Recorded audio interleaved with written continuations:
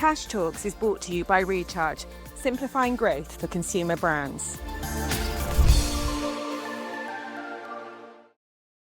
Hello everyone, thank you so much for joining us today for our very first Founder Stories and Finance Journeys live stream with Triffin and two incredible founders from the beauty industry who many of you will know. We're joined by Elsie and Dominika from the brand BYBI. Welcome. Hello. Hello. And to my left, I have the wonderful Frank, co-founder of Triffin. Hello. Hello. Great to be here. It is great to be here. And yeah, really excited to be joined by Elsie and Dominika and to hear their story. And I think so many of our customers and audience will really relate to what they've been through. So yeah, delighted to be here.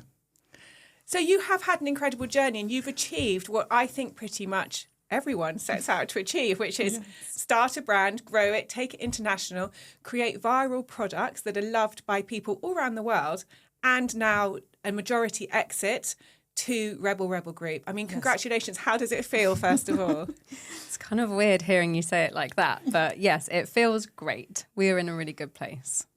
Yeah.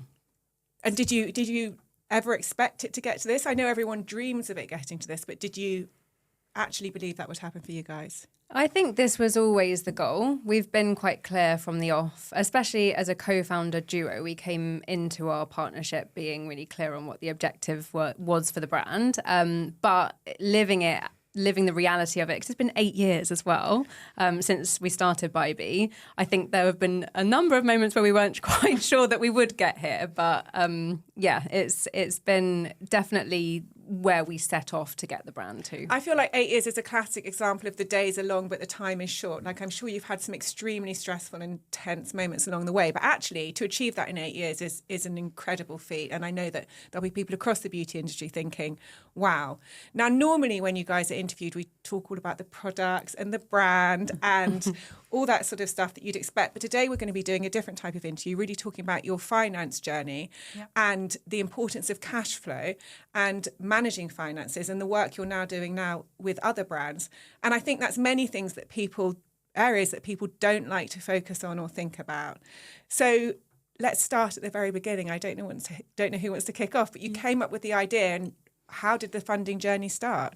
Yeah, so I think we had quite an interesting route into creating BYBI in that we were running a content platform before we launched the brand. So we started our content platform in 2015, which was called Clean Beauty Insiders. And it was very inspired of the wellness trends that were hitting the UK at the time. Think Deliciously Ella, but for the skin. So there's lots of pictures of us on the internet with lots of green things on our face, like avocado and matcha.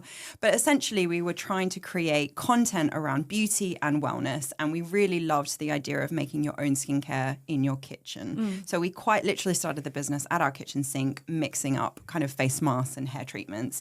We started documenting that on Instagram, and then we built a really vibrant and engaged community, and then also on our blog. Through that, we got tons of press. We were at one point coined the faces of natural skincare in the UK.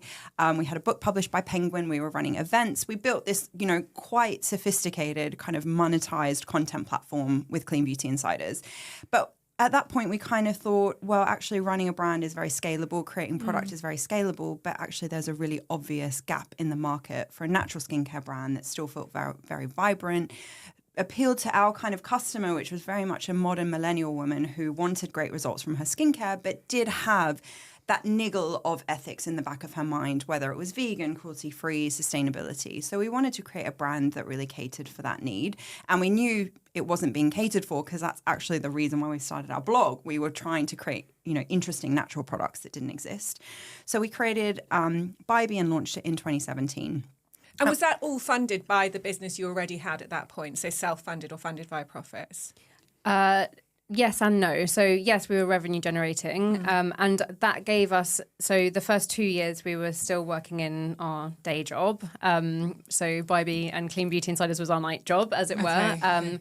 And that gave us, I guess, the proof of concept that we were able to generate revenue with this idea, even though it wasn't fully formed at that point into BYBI. We had an advance from Penguin for the book as well. We were taking money for the event. So that kind of eased things, and we put all of that, every bit of the revenue that we were generating at that point, into the plans for BYBI. But we also both agreed that we'd like to have an equal amount of savings put aside for when we decided to take the leap out of the day job and go full time on the business.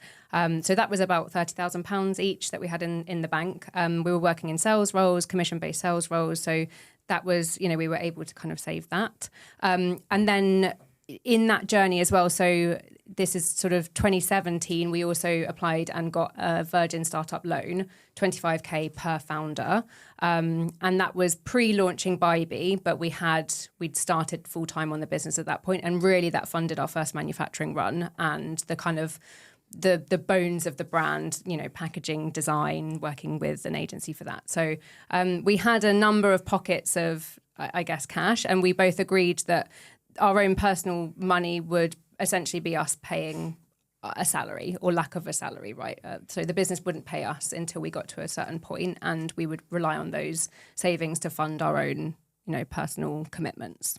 So it sounds like for people who are passionate about creating products, you were quite financially minded from the start. I mean, one thing I see about a lot of people whose brands come from products is they really are not thinking about finance. They're very much passionate about the products, its ingredients and formulations. But it sounds like you had both skills on your side. I think it was also a really exciting time for kind of direct to consumer and independent beauty brands. If you think, this was the time of Glossier and Deciem, and there was so much appetite for independent brands, but I guess there was still not much available on the market. So we saw a lot of success early, which gave us a lot of confidence, a lot of momentum. But equally, we knew that this brand could scale really quickly. And we spoke to enough people and understood that would require finance. So I think we just wanted to do things properly, quickly. And that often means, seeking external funding. A lot of brands that we see, and we speak to them a lot ourselves now in the, in the next chapter of our lives, self-funded and grow really organically, which is super important because those founders tend to be really prudent on costs and focus on profitability, which is absolutely the right approach. But we were a bit of an era of, splash cash at things, let's grow quickly, let's get things to market really quickly because there was such a huge appetite and there was such a gap in the market. So interesting to hear about just the initial funding of the business, because so many founders we work with and speak to, they start from a passion project or see a gap in the market and don't really think about the finances until it really becomes a problem. And the fact that you guys were so kind of focused on the financial side of the business early on, I think it's quite rare. I think it's rare as well. Really rare, and probably testament to you guys and obviously everything you've achieved. Well, I think our sales background really helped with that as well, because we were naturally working with our own little mini portfolios in our sales role, and it's how we met. We were looking after similar patches of clients for the same company, and so you have that entrepreneurial mindset to a certain degree because you're working to financial targets. You're commission based as well, so there's no ceiling to what you can earn, and that's all in your control, and it's kind of you write your own destiny. So I think that really helped, that mentality and that mindset. But I would also say that we were 20, late 20s at this point, and so we weren't just out of university. We didn't have the luxury of being able to live with our parents. We had financial commitments that we needed to uphold. There was no question. So we had to be smart about the way that we funded ourselves as well as our business, because we didn't want that to be a pressure, and we didn't want to get 3 months in and then one of us to say, I can't do this anymore, I can't afford it. So we had to be really mindful, and I think some of the founders that we meet at the moment are maybe a little bit younger and don't have those financial commitments, so can be a little bit more risky with some of their decisions. But it also sounds like you had really honest conversations about money and very clear communication between the two of you, because it can be a very difficult topic for people to talk about. So preparing for not running out of money and having that conversation, I think, is very sensible. Yeah, we've always had a very strong partnership based on communication, I would say. And again, we've met so many founders, as you can imagine, over the course of our decade-long entrepreneurship journey. And I do think that our success is down to the strength of our relationship and the way that we've been able to talk through and overcome a lot of the challenges, because the financial intertwining has got more in depth since those early days. being directors of a business, taking on financial liability. You know, we've had to be extremely honest with each other about our finances, both personal and from a business perspective. And I think that is, again, something that a lot of founders don't really think about. When you start a partnership with someone, you are becoming, for that moment, indefinitely financially intertwined with them. So you need to know things about like their credit rating. Have they, you know, these things. Are they under any financial pressure? Exactly. And personal finances, I think, does bleed into what happens in business. It's inevitable. Yeah, it's inevitable. Again, so many of the financial plans, I think, for founder-led brands isn't just about how much they want to grow, how much profit they want to generate. It's actually personal outcomes. How much does this person need to pay themselves this year? Yeah. Sometimes they want to buy a house or change their lifestyle and have these quite meaningful outcomes personally. And that all needs to be woven into how you manage the finance of the business, how you plan for these kind of things. And yeah, I mean, I think you guys have been through probably various stages of the business, and that probably changed what it meant for you personally. But yeah, would love to maybe just chat about the funding events actually, and how that changed expectations, ambitions, and probably what it meant for you guys day to day as well. Yeah, I can do the first couple, and then because we've had quite a checkered past with funding, or a colourful past, should I say? So we got the Virgin Startup Loan. Would just highly recommend that for any UK-based business starting out. It's a really founder-friendly way to borrow money, and it's repayable over a long period of time. So, and also we really maximised our relationship with Virgin. We've done tons of PR stuff with them. Like, they're a really kind of open community. So that was a good sort of place to start. And then sort of 6 months or so later, we did our first pre-seed round of equity investment to friends and family, and that was kind of maximising our SEIS 150k, and that was mainly it was a sort of extended network thing. We actually used a platform at that point that was available. They've gone bust since, but they sent a message out to every single one of our LinkedIn contacts via like a kind of plug-in with our pitch deck, and that sounds absolutely terrifying. You can imagine the type of people that you're connected to on LinkedIn from your whole career. And the response we got back was incredible. It was like old bosses, or like people that, you know, ex-boyfriends or people we used to work with. Like, hey, yeah, I've got a bit of money, just sold my house. Like, I'll put in 20k. So it was brilliant. So that was that was our first kind of toe in the water of equity fundraising.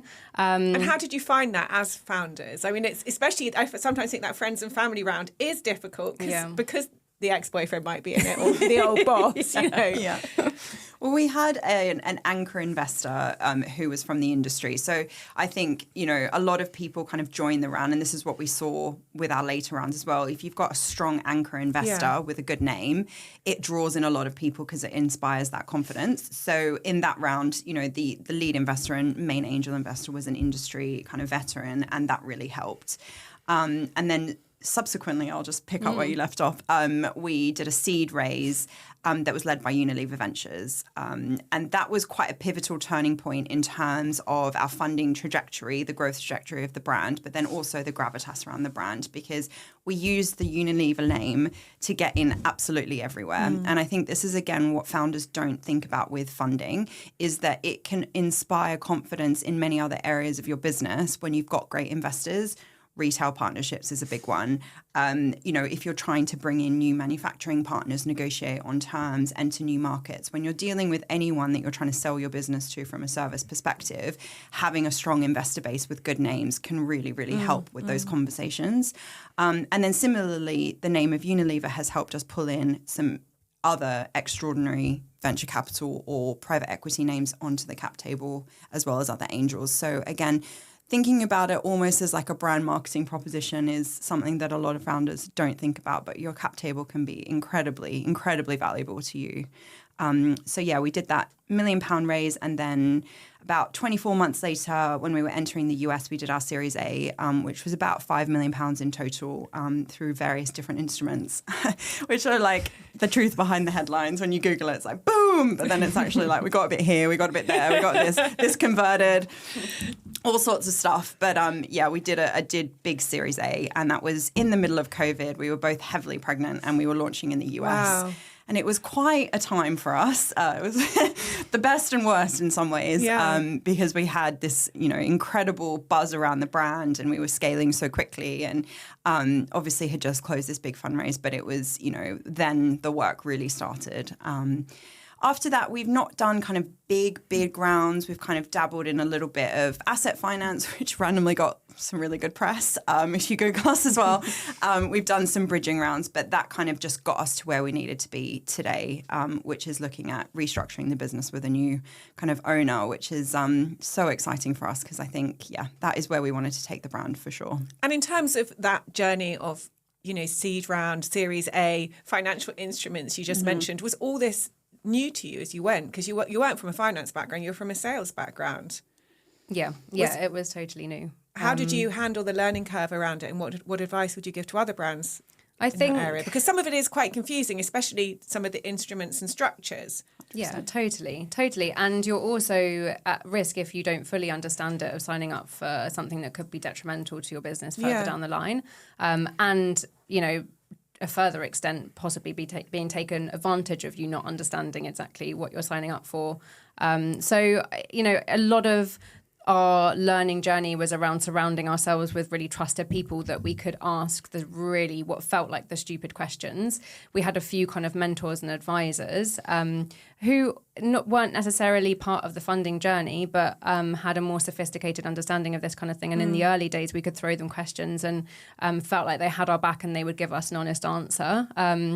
A lot of it was just learning as you go, like asking the stupid questions, even in the environments that you feel a bit nervous to do that. When the lawyers get involved, when you're kind of working with institutions, like asking the lawyers the questions as well, like as many, like bugging them, apart from if you're paying them, then they just bill you for that. So I think it's just about kind of trying to be a sponge and absorbing that information as much as you can. But it has been a steep kind of learning curve, probably one of the steepest in the entire sort of personal development journey of building a brand. But it's in some ways it's the most rewarding, because we weren't from finance backgrounds, and now we can speak to our journey and speak to the world of finance within our industry quite knowledgeably, and that does feel like, okay, we're walking away. We're not walking away, we're still there, but we're walking to the next stage of our journey with something that we didn't start it with, and that's quite rewarding. Something I'm really interested in is how you guys would weight the importance, let's say, of the overall success picture from brand, product, and then finance and operations of the business, because obviously all three need to work really well. But if you're going to say, what kind of has the biggest impact on success out of those three, and maybe which one has the biggest detriment on success if it's not done well, what would you say?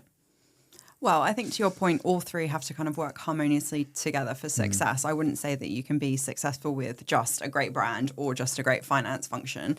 I think, we brought on finance initially externally and then in-house. And I would say we probably did it too late. And that was probably the one area of our business where we kind of overpaid, but it slightly underdelivered, because we were so startup in so many ways, but then we had raised so much money and we had such huge revenue ambitions, and trying to marry the two of trying to get this kind of slightly chaotic startup into the mind frame and the processes to be able to scale was quite challenging. And it took a lot of manual work. And I think if we had been bought that function internally earlier, it would have been a huge help for us. I think the things that have always been really challenging in our business, and for sure that this is a common thread, is cash flow management as it pertains to stock management.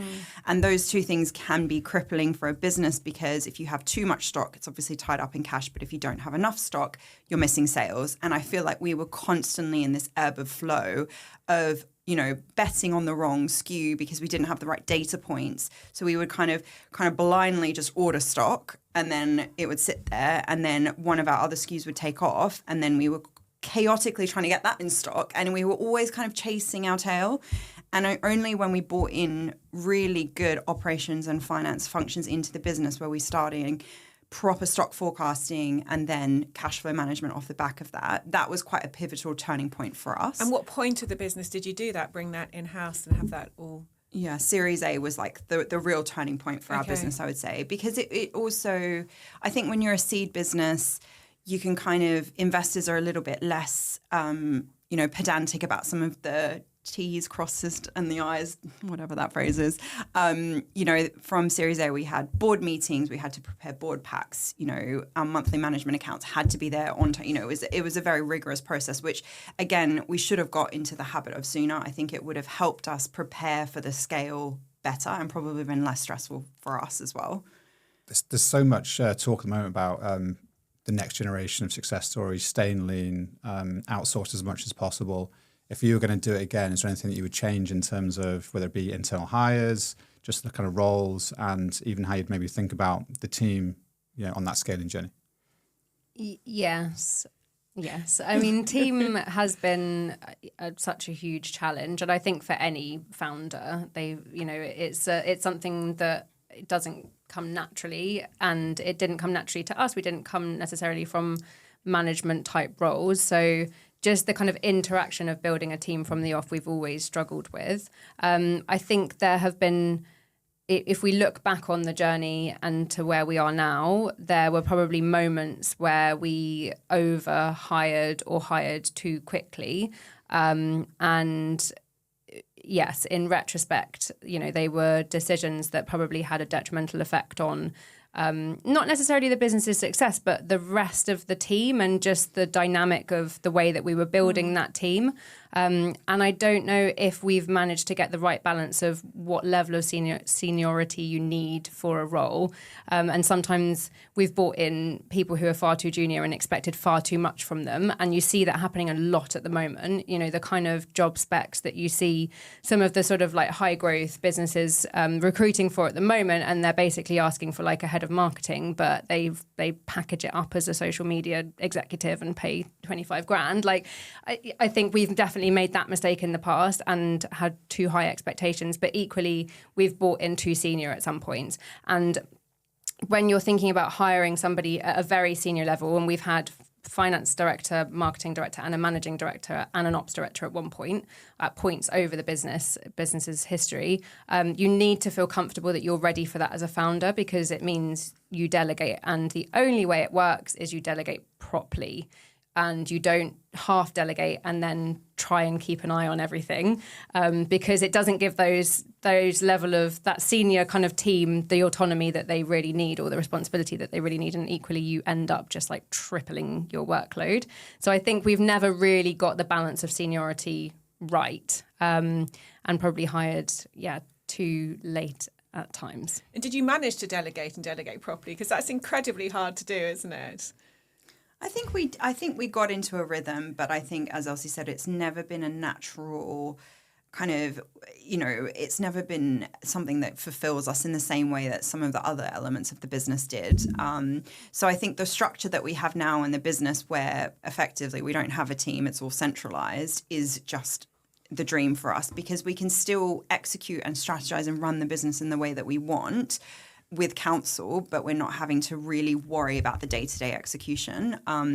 So to your point about how businesses are run these days, that is the strategy, it seems. And obviously things like AI and technology can so heavily replace some teams or some people that you would normally hire, that it is really cost effective to run a business these days if you get your product right and sales come organically and virally. If you're still looking at pushing product out in a traditional way, heavily retail led, heavily marketing led, I would say that team, you can't necessarily kind of run a super lean team. But there are some businesses we've seen, like TikTok, they absolutely blown up and their teams are a few people. So again, I think things have changed a lot in the last 10 years of when we've been running a business. And I think also that's part of the reason why you never want to remove yourself from the industry in any capacity, whether you've exited your business or, whatever your journey is because things move so quickly. You step out for 6 months and then suddenly everything's so different. Yeah. So it's really important with these things constantly changing and technology is changing so fast that as founders, you need to keep your head in the game, because we're definitely not done with our journey. We've got so much more to achieve, and there's no point in us kind of taking a couple of years off and coming back and then suddenly the world is a different place. So let's come back to cash flow. And, Frank, it would be great if you could tell us about the Triffin product and what it does, because these businesses, these e-commerce businesses, are it's a pretty harsh landscape where a great success, i.e. a massive order from Target, can actually put the business under horrific pressure and possibly decimate it. So what does Triffin do and how does it help? Yeah, so suppose like BYBI, many of our customers are growing quickly, expanding across sales channels, markets, especially within beauty, health and wellness, like launching in retail and scaling retail, and obviously very, very different cash flow dynamics within retail distribution versus direct to consumer. So first of all, the increased complexity it's just harder to stay on top of, harder to manage. You've got, and you've mentioned already, the importance of managing stock and making sure you've got the right volume of SKUs, and obviously inventory, production, purchasing timelines aligning with, how many products you intend to sell. So really, I think the first thing is just having that complete visibility of the timing of inflows and outflows, and that's the thing that a lot of founder-led brands that don't have internal finance teams really struggle with. So let's say you get this game-changing order from a resale partner, or even just one particular product's kicking off. You've just launched on TikTok shops and something's going well. You need to have enough stock. You need to be able to buy more stock on the timeline that makes sense in terms of your sales trajectory. But you also need to have enough cash to front both the stock cost and the marketing cost, and be able to essentially have the revenue circle back through the business in enough time so you're not going to put yourself at any risk. There's actually a huge amount of complexity in all of that, and unless you're quite sophisticated in how you operate, it can be potentially very risky. So it can be quite damaging for a lot of businesses, and I'm sure tons of founders get into these really quite stressful cash flow situations when they've maybe overinvested. But also what we see a lot of is that founders can be really cautious and they can underinvest. So because they're so terrified about getting into cash flow problems, they don't spend enough, and actually they've got lots of room to invest more in marketing, maybe purchase higher volumes of inventory and actually grow faster. And we see it impact the business the other way as well. I mean, you mentioned, and Frank and I talk about this, the management accounts coming each month, and you got into the rigour and discipline of that. But even that's quite late, isn't it, compared to some of the real-time cash decisions you might have to make, or spending decisions. What difference do you think it would have made to have a live to the second, to the day? Well, daily, I think that obviously the time and information changes across different systems. But if you just think about the daily changes in sales, marketing performance, when purchase orders are cut, new sales invoices being created, all these kind of things, really kind of think about like there's changes daily. Then there's certain cycles which make sense on a weekly basis, a monthly basis. Management reporting obviously been a monthly thing. You may be looking at more strategic decision making on the back of those various frequencies. So I think one is just part of the challenge is actually getting access to the information, and a lot of businesses really struggle to get access to all of that information, and that would be down to things like understanding margins and profitability across sales channels, across markets, having visibility on cash flow, these kind of things. And then the second thing, which is actually really difficult, is knowing what to do with that information, and actually trying to make sense of that, and understand what the right thing is for the business. And I think most of the founders that we work with, they're super ambitious. They want to grow the business. They want to launch new products. They want to expand to new markets. They want to launch new sales channels. But really, kind of understanding, either do they have enough money to do that, and if they don't, how much they need is a key part of what they need, essentially. What difference do you think it would have made to you guys at various points over that journey? Honestly, we tell Franklyn all the time. Yeah, we always say we wish that this was around when we first launched. I think that it would have made a huge difference to the way that we managed our kind of financial strategy, both in that it would have allowed us just to be faster acting, and as you say, not wait for reporting to come and then retrospectively be looking for trends. But also it would have freed up the finance team that we did have in place over the course of the business. It would have freed up their time just to be able to look at more higher level strategic projects that were probably more in line actually with their experience, and just give that degree of automation that basically means that they weren't spending like so much time building these kind of forecasts. So it would have made a huge difference, and I think probably the knock-on effect of that would have been better for profitability, just not such a stressful time around cash, and being able to invest in things kind of sooner, new product and marketing, as Franklyn said. We wish that you had invented it. That's always good to hear. 6 years ago. So before we wrap up, because we are out of time, which is such a shame because we could obviously talk all day, just if you could tell everyone what you're up to now. Are you sailing off into the sunset and sitting on the beach drinking pina coladas? We should, because in that time we've had 4 children, 2 children each. So really we just deserve an extremely long nap. But no, I think like to the point I just made, you know, we are not getting off the wheel because I think we've still got lots to achieve. BYBI is, you know, still got lots to achieve and entering into a really exciting new chapter. So we want to be around for that. But also, you know, female founders and UK British beauty brands are such a huge passion point for us. We see how underserved female founders are in this space because we have been through that journey. And also there's just not enough UK brands like taking on the global scape. You know, we need to have more success. So we really want to support early stage businesses. So we are spending a bit of time kind of doing advisory and consulting alongside, obviously still working on our first child, which is BYBI, and some other exciting projects as well. So, but the consultancy work I think is really enjoyable for us because it's, you know, this conversation is one of many that we have with the founders that we work with, just telling them the pitfalls that we fell into, but also what worked for us. And that's important to feedback both of those things to people building their businesses these days. Well, I think you'd have loads of founders queuing up to speak to you, especially after hearing today's session. And you're partnering with Triffin, aren't you, to bring in that? Yeah, and for us, I think it's really, really complementary because what you guys have been through and done and growing the business in new markets and new channels and some of the experience you've had is so relevant to a lot of our customers. So for sure, we're excited to be partnering. Also, some of the brands you're working with, huge potential just from those that we've spoken to so far. We can see that there's some more exciting growth journeys coming there. So more to come. Well, thank you so much, guys, for joining us today. Thank you, Franklyn, for joining us. Thank you to everyone who's watched online. We don't have time for questions today, but if people want to get in touch with you, where can they get in touch with both you guys and you, Franklyn? Absolutely, yeah. LinkedIn is probably the best place. Yeah. LinkedIn, for BYBI. The same, LinkedIn. Yeah. I think this is the best place, and we can connect the guys where relevant. Yeah. Brilliant. Thank you, guys. Thank you so much. Tash Talks is brought to you by Recharge, simplifying growth for consumer brands.